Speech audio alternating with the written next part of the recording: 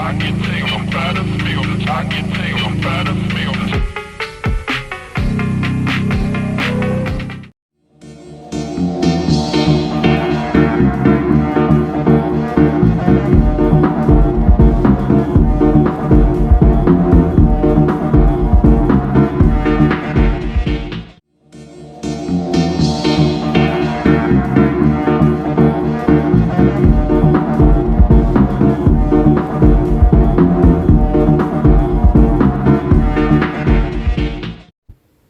Pada pembahasan kali ini kita akan membahas seputar ragam layanan bimbingan konseling.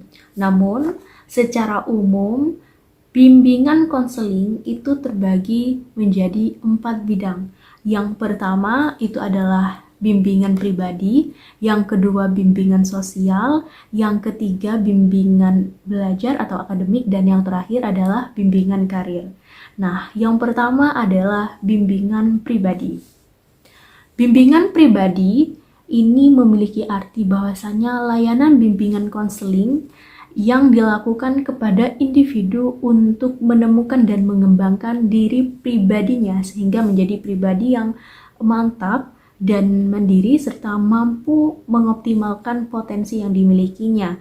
Dalam artian, bimbingan pribadi ini adalah layanan bimbingan yang sifatnya individualistik. Mengapa saya katakan individualistik? Karena dampak dari bimbingan pribadi ini adalah berdampak pada dirinya sendiri. Bagaimana seseorang tersebut bisa mengembangkan potensi yang dimilikinya. Nah, dalam bimbingan pribadi ini, salah satu pokok pembahasannya yaitu bagaimana mereka bisa memiliki pemantapan tentang potensi dirinya, bagaimana dia mengelola emosinya, dan bagaimana pemantapan mereka dalam mengambil suatu keputusan. Yang kedua yaitu ada bimbingan sosial. Bimbingan sosial merupakan layanan bimbingan yang diberikan kepada individu untuk mengenal lingkungannya sehingga mampu bersosialisasi dengan baik dan bisa menjadi pribadi yang bisa bertanggung jawab kepada suatu pekerjaannya. Nah, bimbingan sosial ini adalah salah satu layanan yang diberikan kepada seseorang agar dapat menjelajahi dengan baik lingkungan sekitarnya. Artinya, layanan ini berdampak pada diri seseorang tersebut sehingga orang tersebut bisa mampu bersosialisasi, berhubungan dengan baik dengan lingkungan sekitarnya. Nah, oleh sebab itu biasanya pokok bahasan pada layanan bimbingan sosial ini berkaitan tentang bagaimana seseorang tersebut bisa bersosialisasi. Contohnya yaitu bagaimana pemantapan kemampuan berkomunikasi, bagaimana kemampuan untuk bersikap terhadap orang lain. Yang ketiga, bimbingan mengenai belajar atau disebut dengan bimbingan akademik. Nah, bimbingan belajar atau bimbingan akademik merupakan layanan bimbingan yang diarahkan untuk membantu siswa dalam mengembangkan pemahaman dan keterampilan dalam belajar. Dari katanya saja yaitu bimbingan belajar. Jadi di sini adalah layanan bimbingan yang dikhususkan kepada bidang akademik. Bagaimana seseorang tersebut bisa mengembangkan potensi akademik yang dimilikinya. Nah, oleh sebab itu biasanya pada layanan bimbingan akademik ini tidak jauh bagaimana seseorang siswa bisa mengetahui cara belajar mereka, gaya belajar mereka itu seperti apa. Dan biasanya terkait dengan permasalahan-permasalahan dalam proses pembelajaran. Dan yang terakhir adalah bimbingan karir. Nah, bimbingan karir di sini teman-teman memiliki arti bahwasanya bimbingan yang tujuannya untuk mempersiapkan seseorang dalam menghadapi dunia pekerjaan. Nah, seperti namanya, karir. Maka di sini bagaimana seseorang bisa siap terjun, siap menjelajahi bagaimana dunia pekerjaan sehingga nantinya dia mampu menyesuaikan diri terhadap tuntutan pekerjaan yang sedang digelutinya. Nah, bimbingan karir ini merupakan bantuan kepada individu, dapat dikatakan bimbingan terhadap individu dalam merencanakan karir ke depannya. Bantuan tersebut berkaitan tentang bagaimana dia melakukan persiapan, pengembangan kemampuan diri, pemecahan masalah karir yang dihadapinya ataupun nantinya di masa yang akan datang.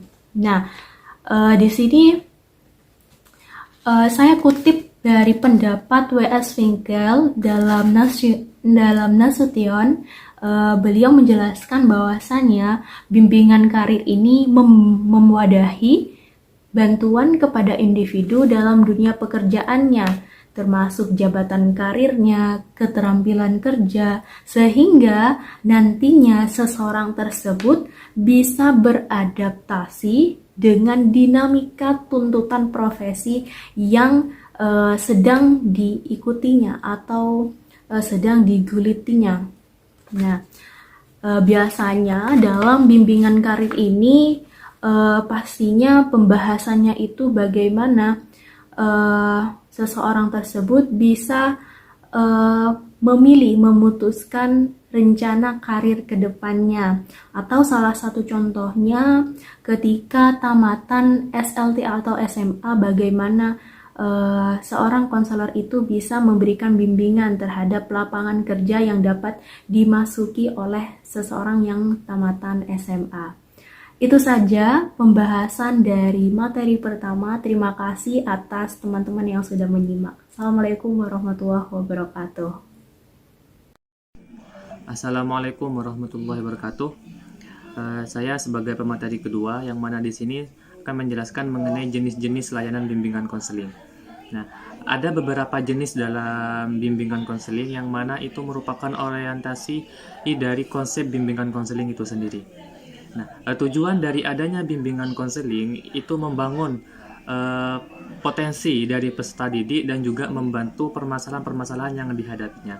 Di sini ada beberapa jenis dalam bimbingan layanan konseling. Yang pertama ada layanan orientasi. Nah, yang mana pada layanan orientasi itu memperkenalkan siswa baru kepada lingkungan sekolah, yang mana itu dikoordinir langsung oleh guru bimbingan konseling atau biasa kita sebut sebagai guru BK, dan juga oleh guru-guru pembantu lainnya seperti wali kelas ataupun guru-guru ataupun staf-staf sekolah yang lainnya. Layanan orientasi itu memperkenalkan kehidupan baru kepada siswa di lingkungan sekolah, yang mana ini biasanya dilaksanakan dalam masa orientasi siswa atau juga kita bisa kenal sebagai MOS ya, masa orientasi siswa pada peserta didik baru di awal tahun ajaran. Yang kedua ada layanan informasi, yang mana layanan informasi itu merupakan layanan bimbingan konseling yang mana bertujuan untuk membekali siswa dengan ilmu pengetahuan dan juga pemahaman dalam mengembangkan atau dalam kepentingan hidup dari perkembangan-perkembangan yang ada di dalam diri siswa. Layanan informasi sendiri itu usaha dalam memberikan bekal kepada peserta didik dengan pengetahuan dan juga adanya fakta dan data yang ada di lingkungan sekolah. Layanan yang ketiga di sini ada layanan pembelajaran. Nah, yang mana dalam layanan pembelajaran itu merupakan layanan yang dapat memungkinkan peserta didik dalam mengembangkan sikap dan juga pembiasaan dalam belajar yang baik. Nah, ini bertujuan untuk memahami dan menguasai materi pembelajaran yang akan dihadapinya di sekolah itu sendiri. Nah, tujuan dari adanya layanan pembelajaran ini yaitu supaya peserta didik itu bisa dengan mudah untuk memahami apa yang akan ia pelajari. Jadi BK itu juga bisa memberikan layanan bimbingan pembelajaran ke peserta didik. Misalnya ada peserta didik yang kurang memadai atau kurang bisa memfokuskan diri untuk belajar di sekolah. Yang keempat ada layanan penempatan dan juga penyaluran. Nah, dalam layanan ini, layanan penempatan dan juga layanan penyaluran itu merupakan layanan yang dapat membantu klien, atau klien itu biasanya di sekolah itu dikenal sebagai siswa, peserta didik ya, atau siswa memperoleh penempatan dan juga penyaluran yang tepat. Misalnya dalam pemilihan jurusan itu disesuaikan dengan potensi siswa gitu. Selain itu juga dalam misalnya penempatan kegiatan ekstrakurikuler. Nah, contohnya seperti biasanya ekstrakurikuler itu kan banyak ya di sekolah-sekolah, ada pramuka, ada basket dan lain sebagainya. Nah, misalnya ada peserta didik nih yang memang sudah berbakat atau mempunyai potensi di pramuka, maka kegiatan ekstrakurikuler yang ia harus ikuti yaitu di kegiatan pramuka itu sendiri. Begitu juga dengan potensi-potensi yang lainnya. Jadi disesuaikan. Jadi layanan penempatan ini menyesuaikan dengan potensi peserta didik untuk mengembangkan potensi yang ada di dirinya. Yang kelima, ada layanan penguasaan konten. Nah, dalam layanan penguasaan konten itu merupakan layanan yang mempunyai tujuan dalam penguasaan individu atau peserta didik itu sendiri dalam menguasai beberapa aspek-aspek konten tertentu. Nah, layanan penguasaan konten itu merupakan bantuan kepada siswa dalam menguasai kemampuannya. Nah, kemampuan yang dikuasai itu merupakan suatu konten yang berisi tentang fakta ataupun data, konsep, proses, dan juga hukum dan aturan-aturan lainnya. Nah, pada layanan konten ini identik dengan bermain, maksudnya bermain peran gitu. Jadi di sini fokusnya tidak hanya guru yang menyampaikan, tetapi juga siswa ikut berperan dalam pembelajaran itu sendiri. Nah, bermain peran itu merupakan salah satu metode atau salah satu cara dalam membentuk pembelajaran yang efektif. Karena kalau seorang guru ataupun BK ya, guru BK misalnya, itu kalau hanya menggunakan metode-metode yang misalnya cuman memberikan arahan tanpa adanya timbal balik dari siswa, maka itu juga kurang efektif dalam membantu siswa untuk mengembangkan potensinya. Maka layanan penguasaan konten ini juga penting supaya siswa itu memang benar-benar mantap dengan apa yang ia miliki gitu. Jadi siswa itu ikut terlibat aktif dalam memerankannya atau dalam pembelajaran itu sendiri. Jadi tidak hanya guru saja yang menyampaikan atau guru saja yang memberikan arahan, tetapi juga siswa ikut berperan memberikan feedback kepada apa yang disampaikan oleh guru. Nah, mungkin hanya itu yang dapat saya sampaikan. Untuk jenis-jenis layanan konseling lainnya akan disampaikan oleh pemateri selanjutnya. Akhiran, wassalamualaikum warahmatullahi wabarakatuh. Assalamualaikum warahmatullahi wabarakatuh. Saya sebagai pemateri ketiga akan melanjutkan pemaparan materi dari pemateri kedua, yaitu layanan konseling individual. Nah, menurut Bertrand menyatakan bahwa konseling individual yaitu layanan bimbingan dan konseling yang memungkinkan pada peserta atau konseling untuk mendapatkan layanan langsung atau secara tatap muka.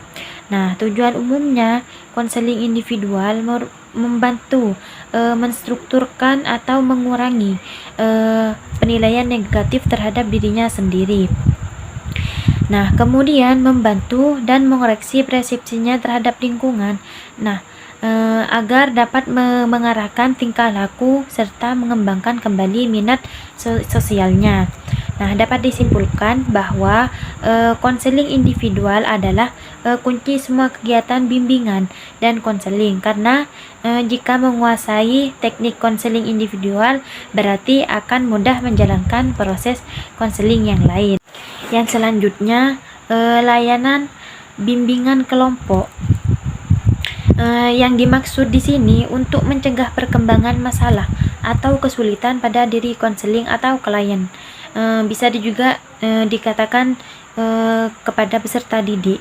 Nah, kegiatan bimbingan kelompok ini terdiri atas penyampaian informasi yang berkenan dengan masalah pendidikan, pekerjaan, pribadi, dan masalah sosial yang tidak disajikan dalam bentuk pelajaran.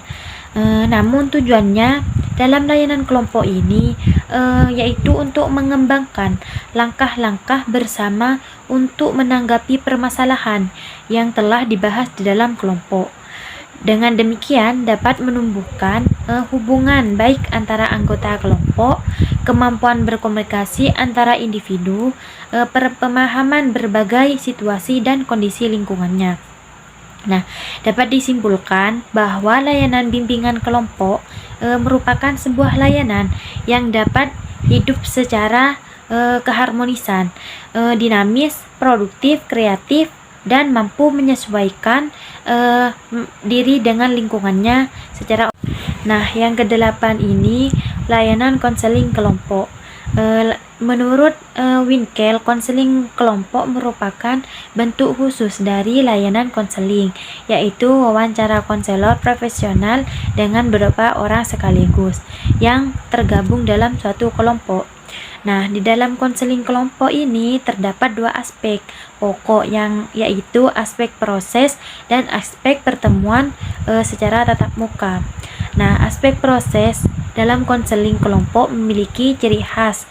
Konseling kelompok adalah suatu proses konseling yang dilakukan dalam situasi kelompok, yang dimana konselor atau klien berinteraksi dengan konseling dalam bentuk kelompok yang dinamis untuk memfasilitasi perkembangan individu atau membantu individu dalam mengatasi masalah yang dihadapi secara bersama. Yang selanjutnya, layanan konsultasi. Menurut Yani Salim menjelaskan bahwa konsultasi ini merupakan segala usaha yang memberikan asistensi kepada seluruh anggota staf pendidikan di sekolah dan kepada orang tua siswa. Nah, demi perkembangan siswa yang lebih baik, konsultasi ini diartikan sebagai pertukaran pikiran untuk mendapatkan kesimpulan, nasihat, atau saran yang sebaik-baiknya. Konsultasi ini sebagian merupakan suatu proses yang dalam penyediaan bantuan teknis untuk konselor, bukan hanya untuk konselor, namun untuk orang tua, administrator, dan konselor lainnya dalam mengidentifikasi dalam memperbaiki masalah yang membatasi efektivitas. Tetapi secara tidak langsung melayani klien melalui bantuan yang diberikan orang lain. Nah, dapat disimpulkan bahwa layanan konsultasi ini adalah salah satu bimbingan konseling yang dilaksanakan oleh seorang konselor. Bisa disebut juga sebagai konsultasi kepada pelanggan atau disebut dengan konsulti.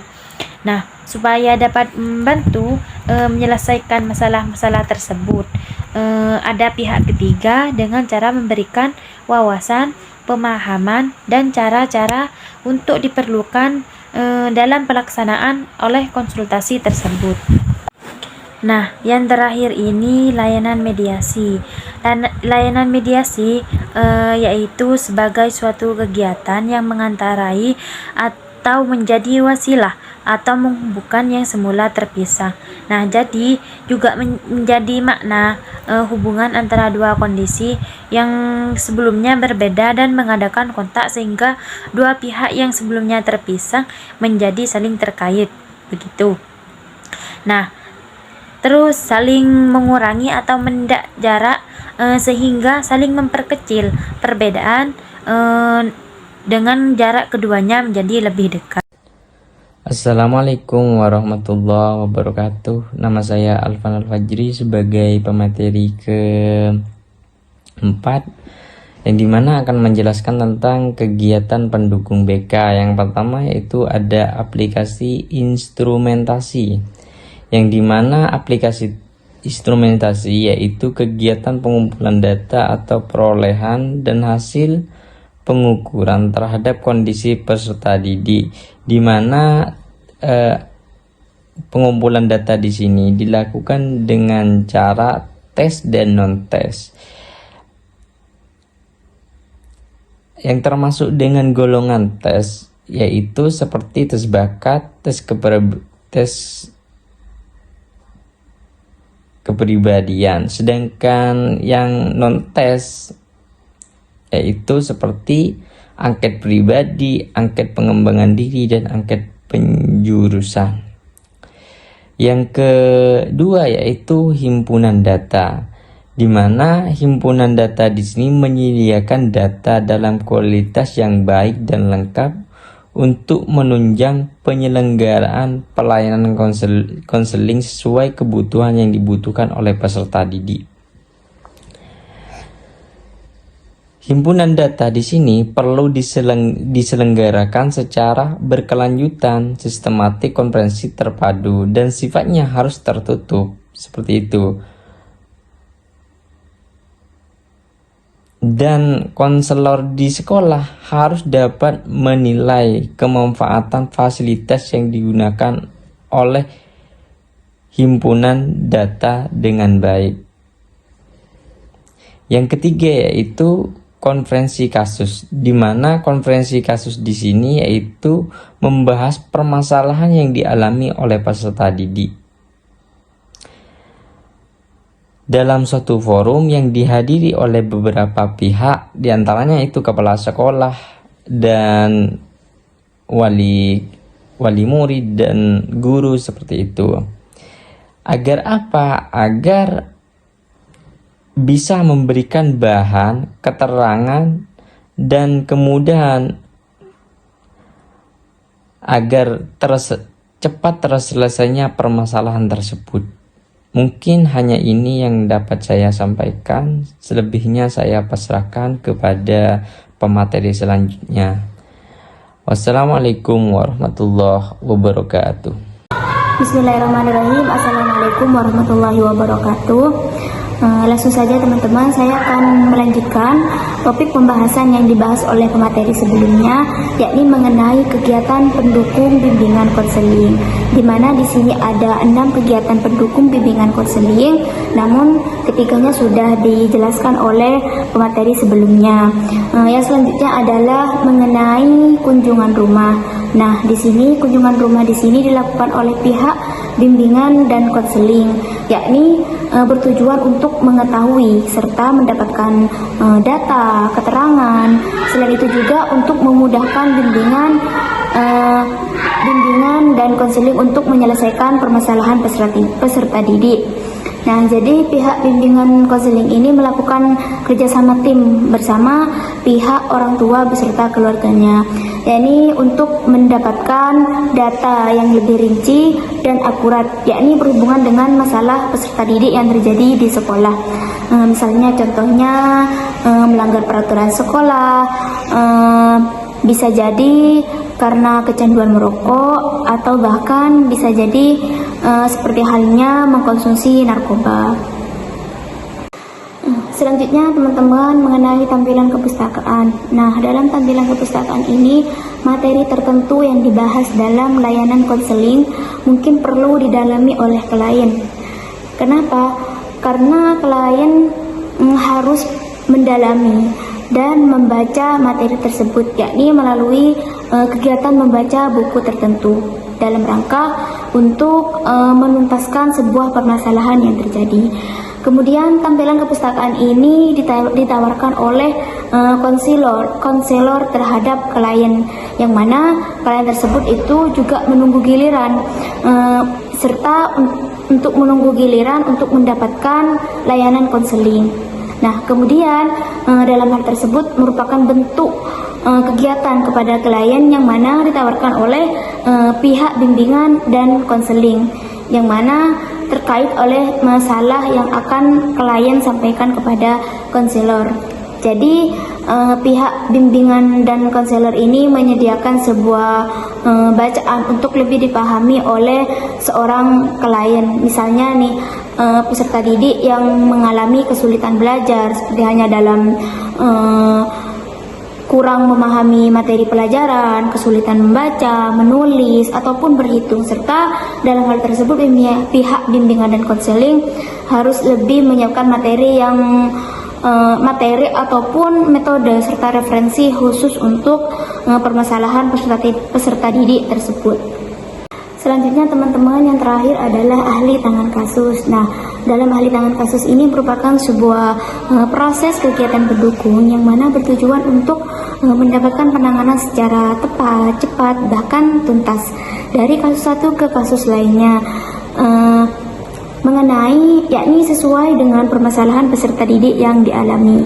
Selain itu juga disebutkan dalam Permendikbud nomor 81A bahwasanya pemindahan kasus peserta didik ke pihak lain akan tapi sesuai dengan keahlian serta kewenangannya masing-masing. Nah, misalnya teman-teman nih, misalnya ada siswa yang melakukan pelanggaran berat seperti halnya kecurangan dalam ujian, pelecehan, ataupun tindakan yang mengancam keselamatan siswa lainnya. Nah, pihak sekolah nih teman-teman bisa melibatkan komite disiplin ataupun lembaga pendidikan lain yang memiliki kewenangan lebih dalam mengambil tindakan tersebut. Jadi harus dilakukannya sebuah tindakan kelanjutan untuk menindaklanjuti pelanggaran tersebut, yang mana harus sesuai dengan kewenangan yang dimiliki oleh komite tersebut. Nah, cukup sekian dari saya pemateri terakhir. Wassalamualaikum warahmatullahi wabarakatuh.